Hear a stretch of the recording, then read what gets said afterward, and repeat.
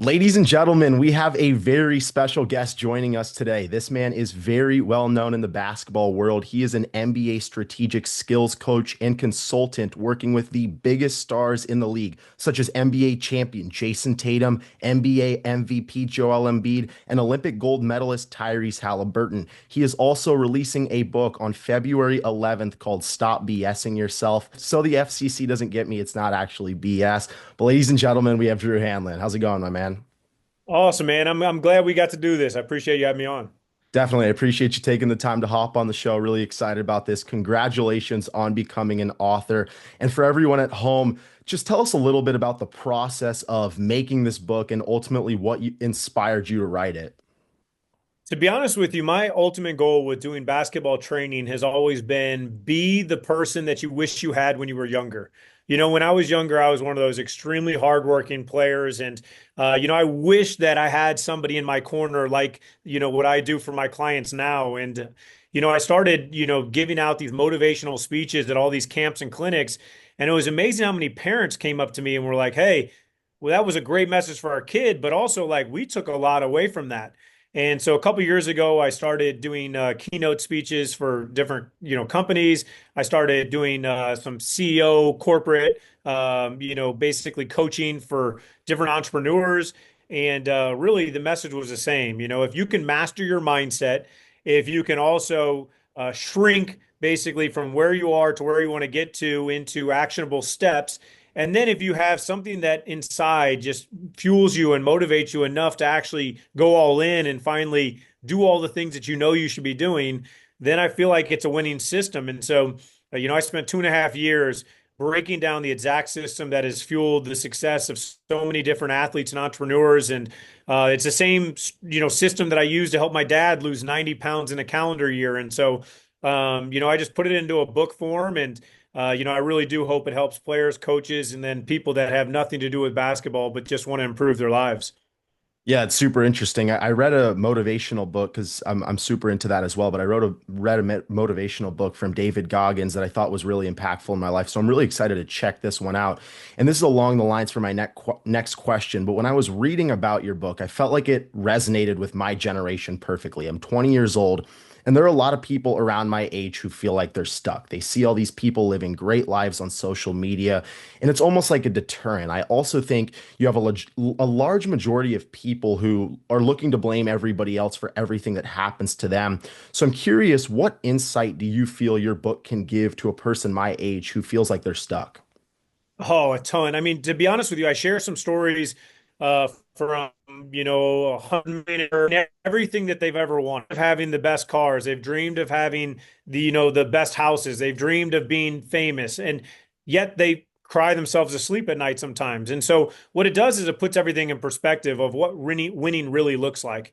To me, winning is having first internal peace. And I promise you, anybody that has had a ton of external success but has struggled internally would give away any of their possessions to have that internal peace. And so that's the first thing, is redefining what success really looks like. Then the second thing is, once you have that internal success, then it's also getting the external success. And so if you can win on and off the court, or in life and in business, or doing whatever you do and also feeling great with the life that you have, I feel like that is true success. So it'll be cool for them to read, some stories from some of the best, basketball players in the world, but also some of the best athletes in the world, some of the best entrepreneurs in the world. You really think of things to be able to weigh and say, you know what, I do have a lot of things to feel blessed for. Instead of just counting their burdens, they'll start counting their blessings. Definitely. And I guess with everything that you've been through and all the guys that you have trained, looking at Jayson Tatum losing in the MVP finals and looking at Joel Embiid coming up short from winning the MVP a few different times and those guys having that internal success, I guess, how do you think people can achieve that internal success before they start chasing their goals? I think it both. I think it happens simultaneously. I really do think that the majority of slumps that happen with athletes start off the court. I also think that, when you're struggling on the court, it's hard to be happy off the court. And so I think that that's in everything in life. I think there's a section in the book that talks about compartmentalizing things. And we all think we're great at compartmentalizing things. and we're all a lot worse than we think we are. It might be something where, it's a college bomb a test, struggle with the test, and now the whole rest of their life feel like, the weight of the world is on their back or on their shoulders. It could be something, an athlete, they have a bad game and now they think that they have a bad life. And that's not necessarily true. It could be somebody that has a bad day at work. They come home, they're at dinner table. Their kid starts playing with their macaroni and cheese and absolutely, accidentally flips it on the floor, and they just, get up, slam the table, and go off on their kid. Well, they don't really care that much about the macaroni hitting the floor. It's really something in work that led to, them having a bad moment. Now the kid cries and runs upstairs and says, "Daddy, I hate you. Mommy, I hate you." And it's like, man, this is all because I wasn't good at compartmentalizing things. And so to me, I think we all know the thing that we're holding our that's holding ourselves back. The big thing of the book is, identifying the one thing that'll make the biggest difference in your life. People have multiple things, and so it's like checking it off one at a time. What is the one thing that I know will make the biggest difference to my life? What's the second thing that'll make the biggest difference? And just doing it in bite-sized ways so that you actually feel like you can do it. Yeah, and I guess transitioning off of that, failure, I think, is so important for people that are coming up and trying to chase their goals. And I wanted to ask you about this, but for every athlete and human going through life, failure is so important, and it molds us into who we are. And I think it shows us our true colors, like you were talking about. And I'm curious, throughout your journey, if you had a specific moment in your life where you experienced failure or rejection and how it helped mold you into the person you are today. I mean, to be honest with you, the biggest one is not making the NBA. You know what I mean? I was somebody that dreamed of playing like all kids do in the NBA, and not making it turned out to be one of the best things ever. Playing college basketball, I could have been on a journey that led me to depression. That could have led me to not being as successful as I've been able to find in the training world, if I would have not let that ball stop bouncing. So. I mean, there's countless other ones. There was one when I was a freshman in college. This company convinced me that I needed the CRM package to manage, all these clients and customers that I was going to have. And I remember spending $24,000 on it or $25,000 on it, and I never used it. They were selling all these great perks. They were like, "Drew, imagine you have this big mailing list and you have a camp in Cleveland, and you can literally throw a dart at the dartboard and put anyone within 90 miles of Cleveland. You can specifically target them." And it sounded great, but I wasn't ready for it. And I think that that's what happens with a lot of people. And so then they end up being these big leaps are the key to success instead of these small steps. And, I've seen it with my clients, I've seen it with myself. But when you consistently and repeatedly do the little things that ultimately get you the small wins, they end up building up to these big wins that everyone ends up, clapping and celebrating for. Okay, so I want to transition here to talk about some of your clients. We know that you've trained and are training some of the biggest guys in the world. And when you're training them, of course, you're helping them with certain moves, maybe how to get better at creating space or tweaking their jump shot. But a massive part of sports is the mental game, like me and you've been talking about it. And you mentioned it in your book to win the deep games when you're talking about the mental side of it. Is there ever an element when you're training these athletes where you are maybe walking them through that mental side of the game? Because we know that Tatum has been so heavily criticized and that Embiid has been so heavily criticized, and yet they're at the top of the mountain, yet they still receive so much criticism. So I'm curious what that side of the game looks like with you guys when you're working with them. I mean, trust me, it's funny because my athletes obviously get a ton of criticism. They get a ton of scrutiny. Some of them can't even turn on the TV or open up a social media app without, seeing, angry fans or angry commentators or telling them what they should and shouldn't do. The big thing that we always talk about is the deep games, the games in your head and your heart that you might not even know you're playing. You got to win those. And so we always talk about you're not defined by an opinion. You're not defined by trolls. Really all that matters is at the end of the day, you're doing anything and everything to become the best version of yourself. And then let people talk, let people judge. There are going to be haters, and you just want to give them something to talk about. There's actually a part in the book, that talks about Zach Levine, and in the pre-draft, he was basically a six man for UCLA. Everyone was telling him, "You're not ready for the NBA draft. You're going to end up in the NBA G League. You're going to, be basically a failure." And I have literally quotes in the book from some very prominent reporters that said, like, Zach's not even ready for college. What makes him think he's ready for the NBA? And Zach had to tune out that. He had to tune out the criticism. And it talked about how he put his foot down and said, I am doing this because I believe I'm enough. I believe I'm good enough. And he worked. He ended up going from a guy that was not supposed to be a guy in the NBA to being projected 29th, to being drafted 13th, to being a multiple time All-Star and somebody that, is a fan favorite nowadays. So, I mean, I think that's what it's all about. It's really about just almost having blinders on and saying, listen, this is what I want. This is what I have to do to get what I want.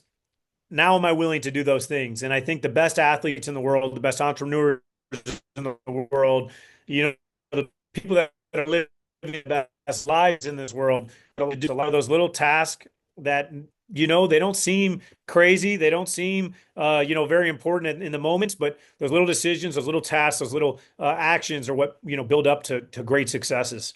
So Brandon Jennings recently was calling Jayson Tatum soft, and it feels like the narrative around him and from fans that are watching the game, they believe that he's truly not an elite player. And we talked about this a little bit at the Suns game, and it didn't make any sense to us as a guy that just led his team in points, rebounds, and assists while winning an NBA championship. And I remember in 2022 in the playoffs, the commentators kept talking about how you helped tweak his jump shot so you could have that higher release. And after every bad game, I remember that people were coming after your head. So when a situation like that happens with you, how do you deal with it mentally and trust your ability as a coach?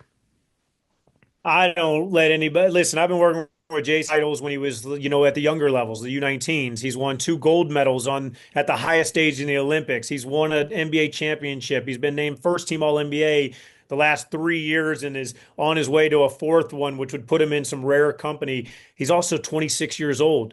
You start looking at some of our favorite athletes ever, and some of those guys, like Michael Jordan, didn't even win a championship at 26 years old. And so, I know that the narrative around the media these days is just what can get clicks, what can bait people into conversation, and we know that's the majority of what it is. And there's no such thing as a perfect player. Everybody does have more room for improvement. One of the things it's pretty cool. Jayson, in the book, he wrote one of the forwards. Him and Joel Embiid wrote the forward to the book, and Jayson's last line of the book is really cool. He was basically like, once you get to the top of the mountain, that's when you got to keep climbing. And, that's what he's done. He's got to the top of the mountain. Obviously, everyone's going to try to knock him off with comments, with trying to tear him and JB apart, with, trying to call him, hey, he's soft because he's not as, he doesn't get in fights during games. He's being smart. To me, being basketball strong and being basketball tough is all about not reacting to all of the commentary, not, changing your hand when you have the winning hand, not falling into the trap of the media narratives. That's being strong. That's being tough. Being soft is overreacting to those things, changing what you're doing, which clearly, led you to a championship to, cater to those narratives. And so, Jayson is just as good off the court as he is on the court. As good as his skills are, he's that sharp mentally. And, I think he's just going to keep putting together, an all-time great career that one day we're going to look back and go, wow, we should have appreciated a lot more than we did. Yeah, for a guy that's 26 years old, everyone's too focused on tearing him down. It's like you look at the accolades that he has already as an NBA champion, like you mentioned, the all He would be a NBA Hall of Famer. stars. Yeah, Hall of Famer if literally he at retired today. 26, which is so crazy. And he's still going to put together probably 14, 15 more years without injury. So I mean, he's going to have a fun career. And I think he's definitely, like you mentioned, putting together that Hall of Fame all-time great career. And I know you were in Paris with him, with Embiid, and with Haliburton. I'm curious, what was that experience like being in Paris watching those guys win gold? It was awesome. I mean, obviously, we had to deal with some drama surrounding some of the guys that I work with and stuff like that. But it was my first Olympics that I had been at. The last time Jayson competed in the Olympics was still during the COVID stuff, where visitors weren't as available and stuff like that. So it was cool to be a part of the Olympic process, to be able to see those guys win, at the highest level in the Olympics. And it was really cool. My girlfriend, my mom, my aunt, they all came over and got to experience the games with us. So, it'll be something we remember forever. And there were also a lot of learning lessons that we took from it that, are important for me to pass on to some of the other guys as they, get to experience those same exact things later in their careers.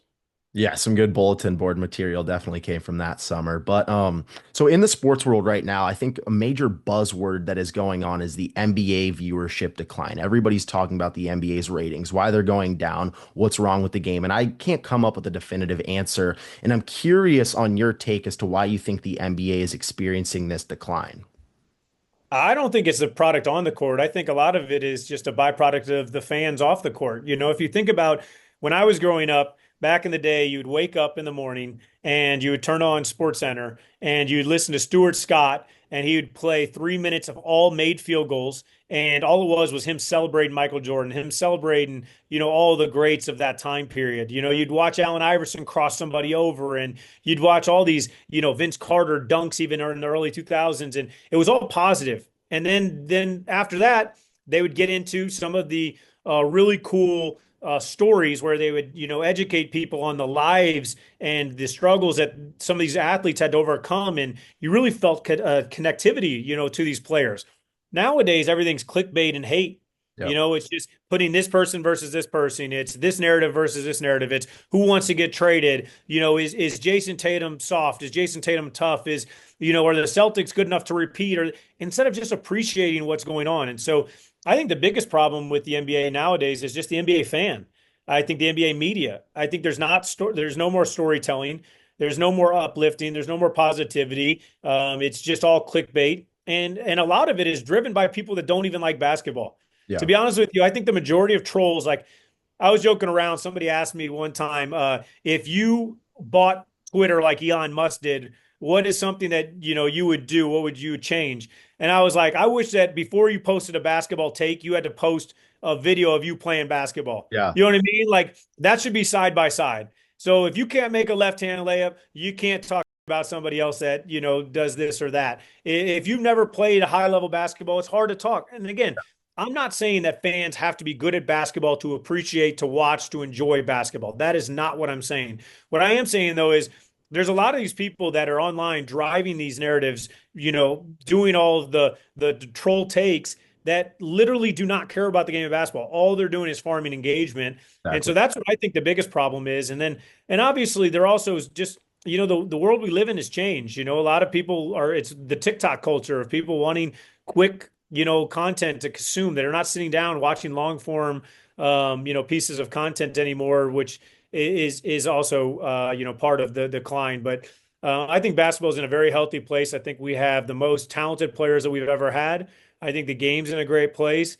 I think that players continue to get better. I think that, if we can get back to storytelling and positivity and uplifting these athletes and celebrating some of the best talents that we have on planet Earth, Yeah. I think that's when we'll see the ratings go back up. But if everyone's telling you the game's down, the game's down, the game's down, what makes you want to tune in from a fan perspective, that somebody that's a casual fan? I think we need to be uplifting the basketball game and saying, man, it's amazing what Jayson's doing at 26. Look at Victor Wembanyama, man.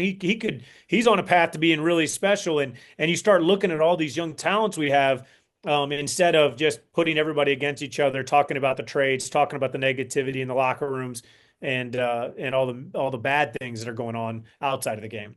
Yeah, I completely agree. And speaking of some of the young talent, one of the guys that you work with who I think is just going to be such a stud, and already is a stud, but it's Tyrese Maxey. My final question here. I think he's one of the more underrated players in the league. Last season, won most improved player, and he's just getting better every single year. And I'm curious how you work with a guy like that, who's so twitchy, so fast, so explosive. Like, obviously, training him is so much more different than a guy like Embiid or even Tatum. So, what were some of the main things that you were doing with him last season when he won the most improved award? And what are some of the things that you've been working on with him this year?